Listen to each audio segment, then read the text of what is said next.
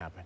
9 Investigates first exposed the large number of Florida residents banned from voting. Now a new report is painting an even clearer picture of a system alienates certain people. Investigative reporter Christopher Heath joins us now in the studio. And Chris, more than 1 in 10 Florida residents is banned from voting.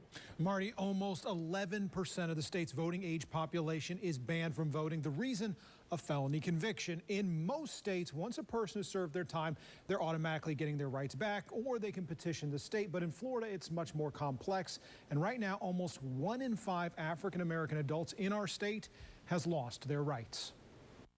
When we met Desmond Meade back in March, he was helping his wife Sheena run for office. So sure, running for House District 46. He could help, just not vote. I was convicted of possession of a firearm by a convicted felon. Desmond is one of almost 2 million Floridians that have served their time but still can't vote. The only thing they see is convicted felon. It's been a decade and a half since Michael Lockhart was found guilty of passing bad checks.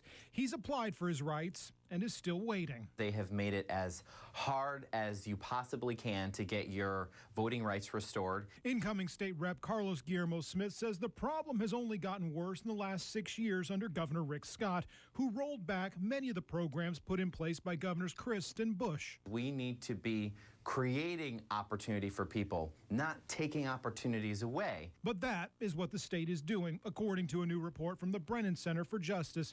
The report found that no state disenfranchises more of its citizens than Florida, calling the system a stain on our democracy, a stain that leaves almost 2 million people with no recourse and little hope. Just forget it. I'm going to die a convicted felon.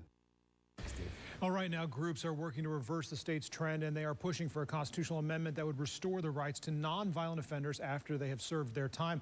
That amendment could show up on your ballot as early as 2018.